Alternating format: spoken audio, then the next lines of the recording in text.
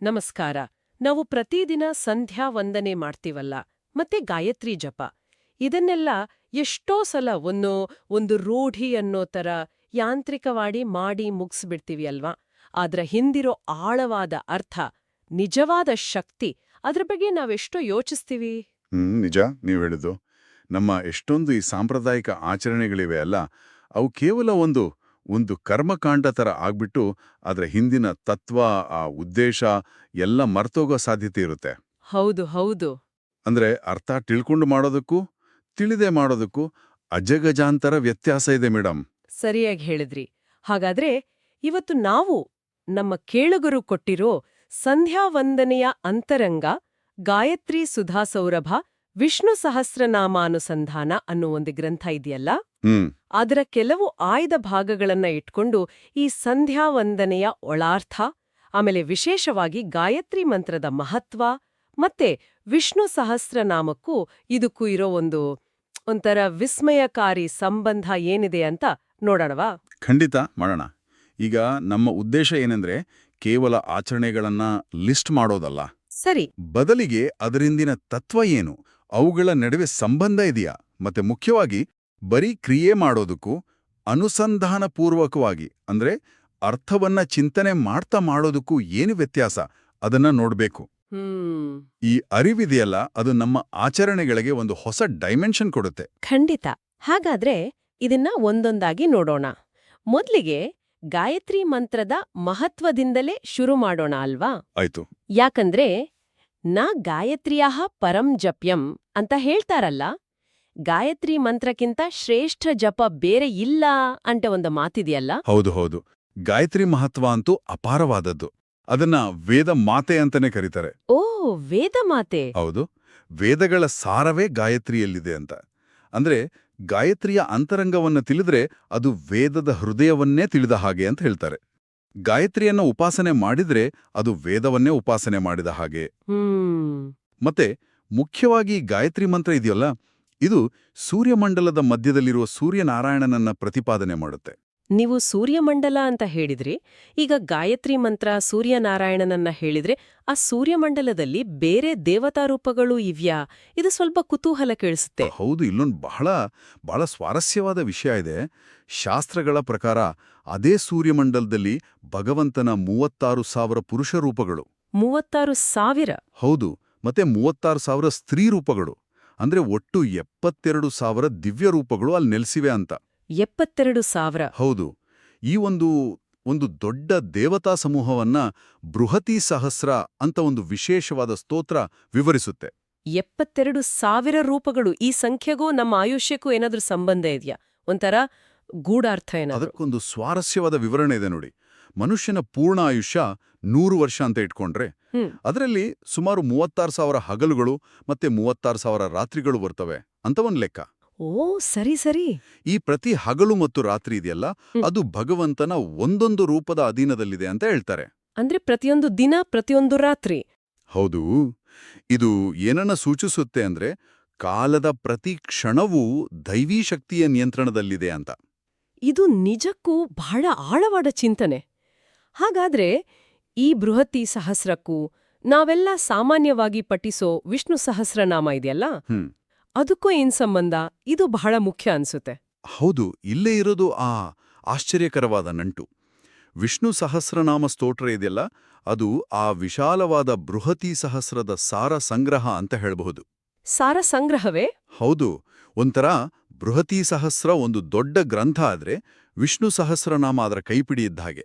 ಅಂದ್ರೆ ವಿಷ್ಣು ಸಹಸ್ರನಾಮದ ಒಂದೊಂದು ಹೆಸರಿನ ಹಿಂದೆಯೂ ಈ ಬೃಹತಿ ಸಹಸ್ರದ ಶಕ್ತಿ ಅಡಗಿದೆಯಾ? ಕರೆಕ್ಟ್.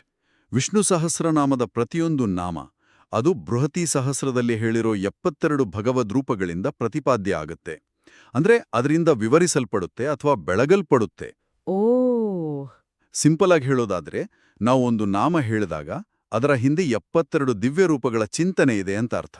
ಹಾಗಾದ್ರೆ ಗಾಯತ್ರಿ ಮಂತ್ರದಿಂದ ನಾವು ಸ್ತುತಿಸೋ ಸೂರ್ಯಮಂಡಲದಲ್ಲಿರೋ ಸೂರ್ಯನಾರಾಯಣ ಮತ್ತೆ ವಿಷ್ಣು ಸಹಸ್ರನಾಮದ 1000 ಹೆಸರುಗಳಿಂದ ಸೂಚಿತವಾಗೋ ಭಗವದ್ರೂಪಗಳು, ಇವೆರಡೂ ಮೂಲದಲ್ಲಿ ಒಂದೇ ಶಕ್ತಿಯ ಬೇರೆ ಬೇರೆ ಅಭಿವ್ಯಕ್ತಿಗಳ? ಅಭಿನ್ನವೇ.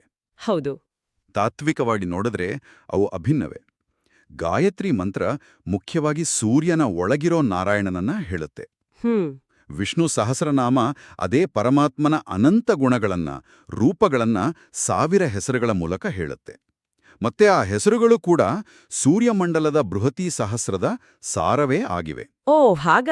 ಹಾಗಾಗಿ ಗಾಯತ್ರಿ ಮಂತ್ರ ಜಪ ಮಾಡುವಾಗ ವಿಷ್ಣು ಸಹಸ್ರನಾಮದ ನಾಮಗಳ ಅರ್ಥವನ್ನ ಮನಸ್ಸಲ್ಲಿ ಚಿಂತನೆ ಮಾಡಿದ್ರೆ ಆ ಜಪದ ಅನುಸಂಧಾನ ಅಂದ್ರೆ ಆ ಅರ್ಥಪೂರ್ಣ ಚಿಂತನೆ ಅದು ಇನ್ನಷ್ಟು ಡೀಪ್ ಆಗತ್ತೆ, ಇಂಪ್ಯಾಕ್ಟ್ಫುಲ್ ಆಗತ್ತೆ. ಇದು ನಿಜಕ್ಕೂ ಅದ್ಭುತವಾದ ಒಳನೋಟ. ನಮ್ಮ ಆಚರಣೆಗೆ ಒಂದು ಹೊಸ ಅರ್ಥ ಸಿಕ್ಕಿದ ಹಾಗಾಯ್ತು. ಹಾಗಾದ್ರೆ ಈಗ ಗಾಯತ್ರಿ ಮಂತ್ರದ ಒಂದೊಂದು ಪದದ ಅರ್ಥವನ್ನ ವಿಷ್ಣು ಸಹಸ್ರನಾಮದ ಕೆಲವು ಹೆಸರುಗಳು ಹೇಗೆ ಪ್ರತಿಫಲಿಸುತ್ತವೆ ಅಂತ ಒಂದಷ್ಟು ಉದಾಹರಣೆಗಳ ಮೂಲಕ ನೋಡೋಣವೇ? ಖಂಡಿತ ನೋಡೋಣ. ಮೊದಲು ತತ್ ಪದದಿಂದ ಶುರು ಮಾಡೋಣ. ತತ್ ಅಂದ್ರೆ ಆ ಪರಬ್ರಹ್ಮ, ಅದರ ವ್ಯಾಪ್ತಿ, ಸ್ವರೂಪವನ್ನು ಹೇಳುತ್ತೆ ಅಲ್ವಾ? ಹೌದು. ತತ್ ಅಂದ್ರೆ ಆ ಪರಮ ಸತ್ಯ, ಅಂದ್ರೆ ಭಗವಂತನ ದೇಶ, ಕಾಲ, ಗುಣ ಯಾವುದರಿಂದಲೂ ಲಿಮಿಟ್ ಇಲ್ಲದ ವ್ಯಾಪ್ತಿ. ವಿಷ್ಣು ಸಹಸ್ರನಾಮದಲ್ಲಿ ಇದನ್ನ ಡೈರೆಕ್ಟಾಗಿ ಹೇಳೋ ಕೆಲವು ಹೆಸರುಗಳಿವೆ. ಈಗ ವ್ಯಾಪಕಃ ಅಂದ್ರೆ ಎಲ್ಲೆಲ್ಲೂ ಹರಡಿರುವನು, ಅನಂತಃ ಅಂದ್ರೆ ಕೊನೆಯೇ ಇಲ್ಲದವನು. ಹೌದು. ಈ ಹೆಸರುಗಳು ಭಗವಂತನ ಆ ಇನ್ಫಿನಿಟ್ ನೇಚರ್ನ ಕ್ಲಿಯರಾಗಿ ತೋರಿಸುತ್ತೆ. ಪರೋಕ್ಷವಾಗಿ ಇದೇ ಅರ್ಥವನ್ನ ಧ್ವನಿಸೋ ಹೆಸರುಗಳು ಇವ್ಯಾ? ಖಂಡಿತ ಇವೆ. ಈಗ ಭಗವಂತನಿಗೆ ಆದಿ ಇಲ್ಲ, ಅಂತ್ಯ ಇಲ್ಲ, ಅವನು ಶಾಶ್ವತ, ಗುಣಪೂರ್ಣ, ಈ ಥರದ ವಿಷಯಗಳನ್ನು ಹೇಳೋ ತುಂಬಾ ಹೆಸರುಗಳಿವೆ. ಉದಾಹರಣೆಗೆ ಅನಾದಿ ನಿಧನಃ ಅಂದ್ರೆ ಹುಟ್ಟು ಸಾವು ಇಲ್ಲದವನು. ಸರಿ. ಶಾಶ್ವತಃ ಅಂದ್ರೆ ಯಾವಾಗಲೂ ಇರೋನು. ಸರ್ವಗಃ ಅಂದ್ರೆ ಎಲ್ಲೆಲ್ಲೂ ಹೋಗಬಲ್ಲವನು. ಬೃಹತ್ ಅಂದ್ರೆ ತುಂಬಾ ದೊಡ್ಡವನು. ಗುಣಭೃತ್ ಅಂದ್ರೆ ಎಲ್ಲಾ ಒಳ್ಳೆ ಗುಣಗಳನ್ನು ಹೊಂದಿರೋನು. ಈ ಹೆಸರುಗಳೆಲ್ಲ ಆ ತತ್ ಪದದ ಗಂಭೀರವಾದ ಆಳವಾದ ಅರ್ಥವನ್ನ ಗ್ರಹಿಸೋಕೆ ಹೆಲ್ಪ್ ಮಾಡುತ್ತೆ. ತುಂಬಾ ಚೆನ್ನಾಗಿದೆ. ಈಗ ಮುಂದಿನ ಪದ ಸವಿತುಹ. ಇದು ಸೃಷ್ಟಿ ಮಾಡೋ ಶಕ್ತಿ, ಒಂದು ಪ್ರೇರಣಾ ಶಕ್ತಿಯನ್ನ ಹೇಳ್ತೇನನ್ಸುತ್ತೆ. ಹೌದು. ಸವಿತೃ ಅಂದ್ರೆ ಸೃಷ್ಟಿಕರ್ತ, ಜಗತ್ತನ್ನ ಪ್ರಸವಿಸುವವನು, ಪ್ರೇರೇಪಿಸುವವನು ಅಂತ ಅರ್ಥ. ಈ ಅರ್ಥವನ್ನ ವಿಷ್ಣು ಸಹಸ್ರನಾಮದಲ್ಲಿ ನೇರವಾಗಿ ಹೇಳೋ ಹೆಸರುಗಳು ತುಂಬಾ ಇವೆ. ಸೃಷ್ಟ ಅಂದ್ರೆ ಸೃಷ್ಟಿ ಮಾಡೋನು. ಬೀಜಮವ್ಯಯಂ ಅಂದ್ರೆ ನಾಶ ಇಲ್ಲದ ಮೂಲ ಕಾರಣ. ಹೌದು. ಧಾತ ಅಂದ್ರೆ ಎಲ್ಲವನ್ನ ಧರಿಸಿರೋನು, ಪೋಷಿಸೋನು. ಭೂತಕೃತ್ ಅಂದ್ರೆ ಎಲ್ಲಾ ಜೀವಿಗಳನ್ನ ಸೃಷ್ಟಿಸಿದವನು. ಪ್ರಜಾಪತಿಹಿ ಅಂದ್ರೆ ಪ್ರಜೆಗಳ ಒಡೆಯ. ಇವೆಲ್ಲ ಭಗವಂತನ ಸೃಷ್ಟಿ ಶಕ್ತಿಯನ್ನ ಸಾರುತ್ತೆ. ಸೃಷ್ಟಿಗೆ ಪೂರಕವಾದ ಬೇರೆ ಅಂಶಗಳನ್ನ ಸೂಚಿಸೋ ಹೆಸರುಗಳು ಇದೆಯಾ ಇದರಲ್ಲಿ? ಇವೆ. ಪರೋಕ್ಷವಾಗಿ ಅಂದ್ರೆ ಸೃಷ್ಟಿಗೆ ಬೇಕಾದ ಶಕ್ತಿ, ಅದಕ್ಕೆ ಆಧಾರ, ಕಾರಣ, ಇವನ್ನೆಲ್ಲ ಹೇಳೋ ಹೆಸರುಗಳಿವೆ. ಉದಾಹರಣೆಗೆ ಜಗದಾದಿಜಃ ಅಂದ್ರೆ ಜಗತ್ತಿನ ಉತ್ಪತ್ತಿಗೆ ಮೂಲ ಕಾರಣ ಆದವನು. ಕ್ಷೋಭಣಃ ಅಂದ್ರೆ ಸೃಷ್ಟಿ ಟೈಮಲ್ಲಿ ಪ್ರಕೃತಿಯನ್ನ ಕ್ಷೋಭೆಗೊಳಿಸೋನು. ಯೋಗಗರ್ಭಃ ಅಂದ್ರೆ ಯೋಗಶಕ್ತಿಯನ್ನ ತನ್ನ ಗರ್ಭದಲ್ಲಿಟ್ಕೊಂಡಿರೋನು. ಈ ತರಹದ ಹೆಸರುಗಳು ಸೃಷ್ಟಿಯ ಹಿಂದಿನ ಸೂಕ್ಷ್ಮ ಪ್ರಕ್ರಿಯೆಗಳನ್ನು ಸೂಚಿಸ್ತವೆ. ಅರ್ಥವಾಯ್ತು. ಇನ್ನು ವರೇಣ್ಯಂ ಅಂದ್ರೆ ಶ್ರೇಷ್ಠವಾದದ್ದು, ಎಲ್ಲರೂ ಆಶ್ರಯಿಸೋಕೆ, ಭಜಿಸೋಕೆ ಯೋಗ್ಯವಾದದ್ದು ಅಂತ. ಈ ಶ್ರೇಷ್ಠತೆಯನ್ನ ಸಹಸ್ರನಾಮ ಹೇಗೆ ಹೇಳುತ್ತೆ? ವರೇಣ್ಯಂ ಪದ ಇದೆಯಲ್ಲ, ಇದು ಭಗವಂತನ ಪರಮಶ್ರೇಷ್ಠತೆ, ಎಲ್ಲರೂ ಬಯಸೋ, ಪೂಜೆ ಮಾಡೋ ಯೋಗ್ಯತೆಯನ್ನ ಹೇಳುತ್ತೆ. ಇದನ್ನ ನೇರವಾಗಿ ಸಾರೋ ಹೆಸರುಗಳು ಅಂದ್ರೆ ಅನುತ್ತಮಃ ಅಂದ್ರೆ ಇವನಿಗಿಂತ ಉತ್ತಮರು ಯಾರೂ ಇಲ್ಲ. ಸರಿ. ಪುರುಷೋತ್ತಮಃ ಅಂದ್ರೆ ಪುರುಷರಲ್ಲಿ ಅತ್ಯುತ್ತಮ. ಪರಮಾತ್ಮ ಅಂದ್ರೆ ಎಲ್ಲ ಆತ್ಮಗಳಿಗಿಂತ ಶ್ರೇಷ್ಠ ಆತ್ಮ. ಶ್ರೇಷ್ಠಃ ಅಂದ್ರೆ ಎಲ್ಲರಿಗಿಂತ ಶ್ರೇಷ್ಠ. ಪರಹ ಅಂದ್ರೆ ಎಲ್ಲಕ್ಕಿಂತ ಮಿಗಿಲಾದವನು. ಈ ಶ್ರೇಷ್ಠತೆಯನ್ನ ಬೇರೆ ಯಾವ ರೀತಿ ಪರೋಕ್ಷವಾಗಿ ಹೇಳಿದ್ದಾರೆ? ಹೌದು. ಅಂದ್ರೆ ಭಗವಂತ ದೇವತೆಗಳಿಗೆಲ್ಲ ಒಡೆಯ, ಎಲ್ಲರಿಗೂ ಆಶ್ರಯ ಕೊಡುವನು, ಎಲ್ಲರನ್ನೂ ಕಂಟ್ರೋಲ್ ಮಾಡೋನು, ಅವನು ಕಂಪ್ಲೀಟ್ ಇಂಡಿಪೆಂಡೆಂಟ್. ಈ ಗುಣಗಳ ಮೂಲಕ ಅವನ ಶ್ರೇಷ್ಠತೆ ಪರೋಕ್ಷವಾಗಿ ವ್ಯಕ್ತವಾಗುತ್ತೆ. ಉದಾಹರಣೆಗೆ ಭೂತ ಭವ್ಯ ಭವತ್ ಪ್ರಭು ಅಂದ್ರೆ ಪಾಸ್ಟ್ ಪ್ರೆಸೆಂಟ್ ಫ್ಯೂಚರ್ ಎಲ್ಲದಕ್ಕೂ ಒಡೆಯ. ಹೌದು.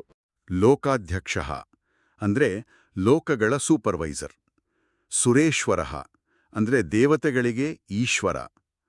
ನಾರಾಯಣ ಅಂದ್ರೆ ಜೀವರಾಶಿಗೆ ಆಶ್ರಯ ಆದವನು. ಸ್ವಯಂಭೂಹು ಅಂದ್ರೆ ತಾನಾಗಿಯೇ ಇರೋನು. ಮುಕ್ತಾನಾಂ ಪರಮಾಗತಿಹಿ ಅಂದ್ರೆ ಮುಕ್ತರಾದವರಿಗೆ ಕೊನೆಯ ಗುರಿ. ಈ ಹೆಸರುಗಳೆಲ್ಲ ಅವನ ಸರ್ವಾಧಿಪತ್ಯ, ಆಶ್ರಯ ಯೋಗ್ಯತೆಯನ್ನ ಒತ್ತಿ ಹೇಳ್ತವೆ. ಮುಂದೆ ಭರ್ಗಃ. ಈ ಪದಕ್ಕೆ ಸ್ವಲ್ಪ ಜಾಸ್ತಿ ಅರ್ಥಗಳಿರೋ ಹಾಗೆ ಕಾಣುತ್ತೆ. ಜ್ಞಾನ, ಆನಂದ, ಬಲ, ತೇಜಸ್ಸು ಮತ್ತೆ ಪಾಪಗಳನ್ನ ನಾಶ ಮಾಡೋ ಶಕ್ತಿ ಇಷ್ಟೆಲ್ಲ ಸೇರಿದ್ಯಾ ಇದ್ರಲ್ಲಿ?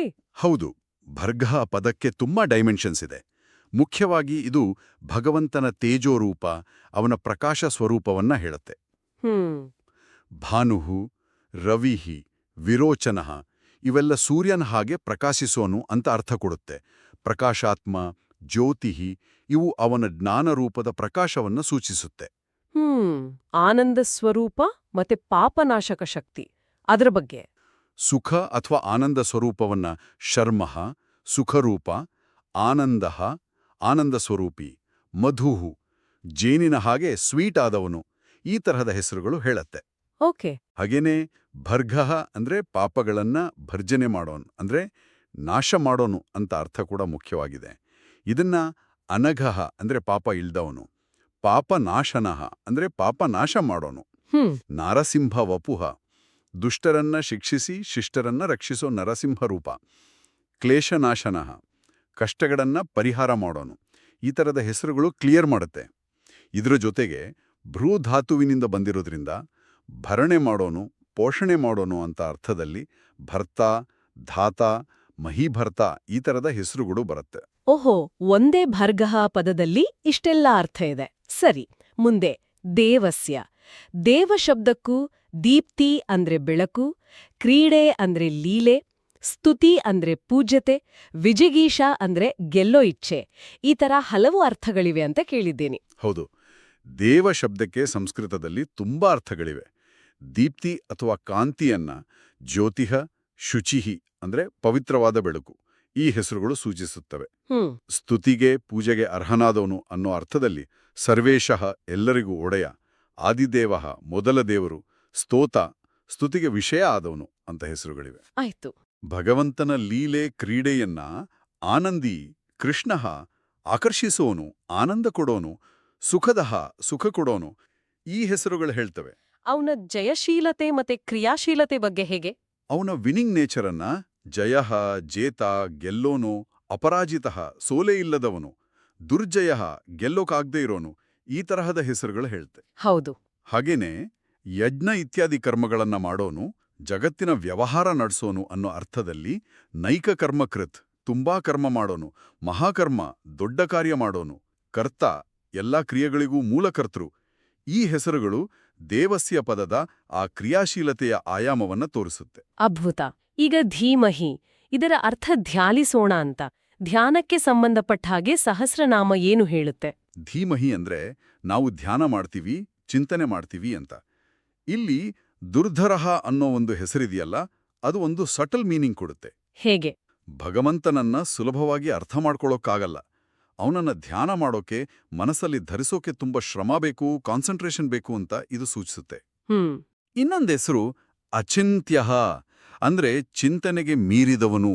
ಆದ್ರೆ ಅಂದ್ರೆ ವಿಷ್ಣು, ಚಿಂತ್ಯ ಅಂದ್ರೆ ಚಿಂತಿಸಲು ಯೋಗ್ಯನು, ಅಂದ್ರೆ ಕಂಪ್ಲೀಟಾಗಿ ತಿಳಿಯೋಕಾಗ್ದಿದ್ರು ಅವನ ಅಪಾರ ಗುಣಗಳನ್ನ ಚಿಂತನೆ ಮಾಡೋಕೆ, ಧ್ಯಾನ ಮಾಡೋಕೆ ಅವನು ಅತ್ಯಂತ ಯೋಗ್ಯನಾಗಿದ್ದಾನೆ ಅಂತ ಅರ್ಥ.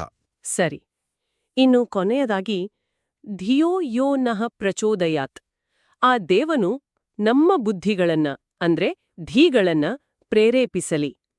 ಈ ಬುದ್ಧಿ ಪ್ರೇರಣೆಯನ್ನ ಸಹಸ್ರನಾಮ ಹೇಗೆ ಹೇಳುತ್ತೆ? ನಮ್ಮ ಬುದ್ಧಿಗೆ, ನಮ್ಮ ಜ್ಞಾನಕ್ಕೆ ಸರಿಯಾದ ದಾರಿಯಲ್ಲಿ ಪ್ರೇರಣೆ ಕೊಡೋ ಭಗವಂತನ ಗುಣವನ್ನ ಸಹಸ್ರನಾಮದ ಕೆಲವೇ ಹೆಸರುಗಳು ಹೇಳುತ್ತೆ. ಪ್ರಮಾಣಂ ಅಂದ್ರೆ ಸತ್ಯಜ್ಞಾನಕ್ಕೆ ಆಧಾರ ಆದವನು, ಜ್ಞಾನದಹ ಅಂದ್ರೆ ಜ್ಞಾನ ಕೊಡೋನು, ಸುಮೇಧಾಹ ಅಂದ್ರೆ ಶ್ರೇಷ್ಠವಾದ ಬುದ್ಧಿ ಇರೋನು, ಸತ್ಯಮೇಧಾಹ ಅಂದ್ರೆ ಸತ್ಯವಾದ ವೇಸ್ಟ್ ಆಗದ ಜ್ಞಾನ ಇರೋನು, ಪ್ರಗ್ರಹ ಅಂದ್ರೆ ಭಕ್ತರ ಇಂದ್ರಿಯಗಳನ್ನ ಸರಿ ದಾರಿಯಲ್ಲಿ ಹಿಡಿದಿಡೋನು. ಓಕೆ. ಈ ಹೆಸರುಗಳೆಲ್ಲ ನಾವು ಮಾಡೋ ಪ್ರಾರ್ಥನೆ ಇದೆಯಲ್ಲ, ನಮ್ಮ ಬುದ್ಧಿಯನ್ನ ಪ್ರಚೋದಿಸು ಅಂತ, ಅದಕ್ಕೆ ಭಗವಂತನ ಸಾಮರ್ಥ್ಯ ಇದೆ ಅಂತ ಕನ್ಫರ್ಮ್ ಮಾಡುತ್ತೆ. ಹಾಗಾದ್ರೆ ಇದರ ಒಟ್ಟಾರೆ ಸಾರಾಂಶ ಏನು? ಗಾಯತ್ರಿ ಮಂತ್ರದ ಒಂದೊಂದು ಪದದ ಅರ್ಥವನ್ನು ನಾವು ವಿಷ್ಣು ಸಹಸ್ರನಾಮದ ಹೆಸರುಗಳ ಮೂಲಕ ತುಂಬಾ ಆಳವಾಗಿ ಚಿಂತನೆ ಮಾಡಬಹುದು. ಹೀಗೆ ಮಾಡಿದ್ರೆ ನಮ್ಮ ಗಾಯತ್ರಿ ಜಪ ಬರೀ ಮಂತ್ರ ಹೇಳೋದಲ್ಲ, ಅದೊಂದು ಆಳವಾದ ಅರ್ಥಪೂರ್ಣವಾದ ಧ್ಯಾನ ಆಗುತ್ತೆ ಅಲ್ವಾ? ಕರೆಕ್ಟ್. ಇದೇ ಅನುಸಂಧಾನ ಅಂದ್ರೆ ತುಟಿಗಳು ಬರೀ ಮಂತ್ರ ಹೇಳ್ತಾ ಇದ್ರೆ ಮನಸ್ಸು ಅದರ ಅರ್ಥದಲ್ಲಿ, ಆ ಅರ್ಥವನ್ನೇ ಹೇಳೋ ಭಗವಂತನ ಬೇರೆ ಬೇರೆ ಗುಣಗಳಲ್ಲಿ, ಹೆಸರುಗಳಲ್ಲಿ ಓಡಾಡ್ತಾ ಇದ್ರೆ ಆ ಜಪಕ್ಕೆ, ಆ ಆರಾಧನೆಗೆ ಒಂದು ಸ್ಪೆಷಲ್ ಪವರ್ ಬರುತ್ತೆ. ಅದು ಸುಮ್ನೆ ಮೆಕ್ಯಾನಿಕಲ್ ಆಗಿ ಉಳಿಯಲ್ಲ, ಅದೊಂದು ಜೀವಂತವಾದ ಸ್ಪಿರಿಚುವಲ್ ಎಕ್ಸ್ಪೀರಿಯನ್ಸ್ ಆಗತ್ತೆ. ಈ ಹಿನ್ನೆಲೆಯಲ್ಲಿ ಸಂಧ್ಯಾವಂದನೆಯಿಂದ ಆಗೋ ಪ್ರಯೋಜನಗಳನ್ನು ನಾವು ಹೇಗ್ ನೋಡಬಹುದು? ಅದು ಬರೀ ಪುಣ್ಯ ಸಿಗುತ್ತೆ ಅನ್ನೋ ವಿಷಯನ, ಅಥವಾ ಅದಕ್ಕಿಂತ ಏನಾದರೂ ಹೆಚ್ಚಿಗೆ ಇದೆಯಾ? ಸಂಧ್ಯಾವಂದನೆ ಪ್ರಯೋಜನಗಳು ತುಂಬಾ ಇವೆ. ಅನುಸಂಧಾನ ಪೂರ್ವಕವಾಗಿ ಮಾಡಿದ್ರೆ ಅದರ ಎಫೆಕ್ಟ್ ಜಾಸ್ತಿ. ಮುಖ್ಯವಾಗಿ ಇದು ಅಂತಃಕರಣ ಶುದ್ಧಿಗೆ ಹೆಲ್ಪ್ ಮಾಡುತ್ತೆ. ಅಂದ್ರೆ ಮನಸ್ಸಿನ ಕೊಳೆ, ಪಾಪ ಸಂಸ್ಕಾರಗಳನ್ನ ತೊಳೆಯುತ್ತೆ. ಭಗವಂತನಲ್ಲಿ ಶ್ರದ್ಧೆ, ಭಕ್ತಿ ಮತ್ತೆ ಮುಖ್ಯವಾಗಿ ಕಾನ್ಸಂಟ್ರೇಷನ್ ಜಾಸ್ತಿ ಆಗತ್ತೆ. ದೈಹಿಕವಾಗಿ, ಮಾನಸಿಕವಾಗಿ ಆರೋಗ್ಯದ ಮೇಲೂ ಏನಾದ್ರೂ ಪರಿಣಾಮ ಇದೆಯಾ? ಖಂಡಿತ ಇದೆ.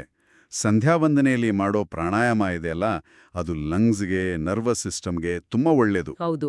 ಮನಸ್ಸು ಶಾಂತ ಆಗತ್ತೆ, ಜ್ಞಾನ, ತೇಜಸ್ಸು, ಆಯುಷ್ಯ ಜಾಸ್ತಿ ಆಗತ್ತೆ ಅಂತ ಶಾಸ್ತ್ರ ಹೇಳುತ್ತೆ. ಅದಕ್ಕಿಂತ ಹೆಚ್ಚಾಗಿ ನಮ್ಮಲ್ಲಿ ಶಾಂತಿ, ಸಂತೋಷ, ಕ್ಷಮೆ, ದಯೆ ಈ ಥರದ ಒಳ್ಳೆ ಗುಣಗಳು ಬೆಳೆಯೋಕೆ ಇದು ಸಪೋರ್ಟ್ ಮಾಡುತ್ತೆ.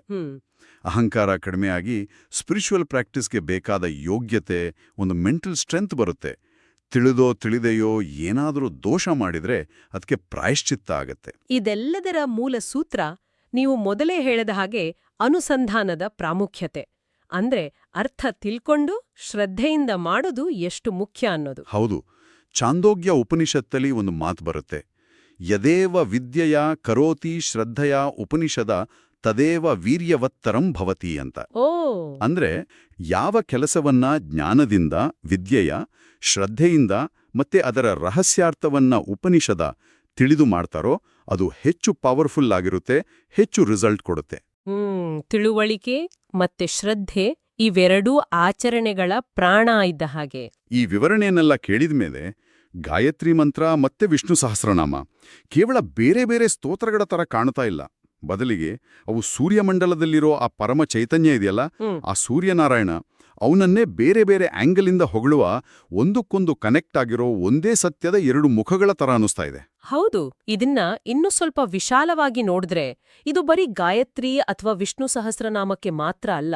ನಮ್ಮ ಯಾವುದೇ ವೈದಿಕ ಕರ್ಮ ಇರ್ಲಿ, ಪೂಜೆ ಇರ್ಲಿ, ಅದನ್ನ ಸುಮ್ನೆ ಮೆಕ್ಯಾನಿಕಲ್ ಆಗಿ ಮಾಡೋ ಬದಲು ಅದರ ಹಿಂದಿನ ತತ್ವ, ದೇವತಾ ಸ್ವರೂಪ, ಮಂತ್ರಗಳ ಅರ್ಥ ಇದನ್ನೆಲ್ಲ ಯೋಚನೆ ಮಾಡ್ತಾ ಅನುಸಂಧಾನ ಪೂರ್ವಕವಾದಿ ಮಾಡಿದ್ರೆ ಅದರ ಅನುಭವವೇ ಬೇರೆ ಇರುತ್ತೆ. ನಿಜ. ಅದು ಬರೀ ಒಂದು ಡ್ಯೂಟಿ ಆಗಲ್ಲ, ಅದೊಂದು ಡೈಲಾಗ್ ಆಗುತ್ತೆ, ಒಂದು ಒಳಗಿನ ಪ್ರಯಾಣ ಆಗುತ್ತೆ. ಅದರ ಫಲನೂ ಅಗಾಧವಾಗಿರುತ್ತೆ. ಹೌದು. ಹಾಗಾದ್ರೆ ನಮ್ಮ ಕೇಳುಗರಿಗೆ ಒಂದು ಚಿಂತನೆಗೆ ಹಚ್ಚೋ ಪ್ರಶ್ನೆಯೊಂದಿಗೆ ಈ ಚರ್ಚೆಯನ್ನ ಮುಗ್ಸೋಣವೇ? ಖಂಡಿತ ಮುಗ್ಸೋಣ. ನಾವು ಪ್ರತಿದಿನ ಸೂರ್ಯ ಹುಟ್ಟೋದನ್ನ ನೋಡ್ತೀವಿ. ಸೂರ್ಯನನ್ನ ಸಾಮಾನ್ಯವಾಗಿ ಒಂದು ಫಿಸಿಕಲ್ ಆಬ್ಜೆಕ್ಟ್, ಒಂದು ಬೆಂಕಿಯ ಉಂಡೆ ಅಂತ ಅನ್ಕೋತೀವಿ. ಆದ್ರೆ ಇವತ್ತಿನ ನಮ್ಮ ಚರ್ಚೆಯ ಬೆಳಕಿನಲ್ಲಿ ಸೂರ್ಯಮಂಡಲವನ್ನ ಬರೀ ಭೌತಿಕ ವಸ್ತುವಾಗಿ ನೋಡದೆ, ಗಾಯತ್ರಿ ಮಂತ್ರದಿಂದ ಹೊಗಳಿಸಿಕೊಳ್ಳೋ ಸೂರ್ಯನಾರಾಯಣನ ಮತ್ತೆ ಆ ಬೃಹತಿ ಸಹಸ್ರದ 72,000 ದಿವ್ಯ ರೂಪಗಳ ಮನೆಯಂಟ ವಿಷ್ಣು ಸಹಸ್ರನಾಮದ ಶಕ್ತಿ ಕೇಂದ್ರ ಅಂತ ಭಾವಿಸಿದ್ರೆ ನಮ್ಮ ಆ ಪ್ರತಿದಿನದ ಸೂರ್ಯೋದಯದ ಅನುಭವ ಹೇಗಿರ್ಬೋದು? ಈ ಒಂದು ಅಂತರಂಗದ ಅರಿವು ನಮ್ಮ ನಿತ್ಯದ ಸಂಧ್ಯಾವಂದನೆಗೆ, ನಮ್ಮ ದೃಷ್ಟಿಕೋನಕ್ಕೆ ಒಂದು ಹೊಸ ಆಯಾಮ, ಒಂದು ಹೊಸ ಜೀವಂತಿಕೆಯನ್ನ ಕೊಡ್ಬೋದಾ? ಇದ್ರ ಬಗ್ಗೆ ಯೋಚನೆ ಮಾಡಿ ನೋಡಿ.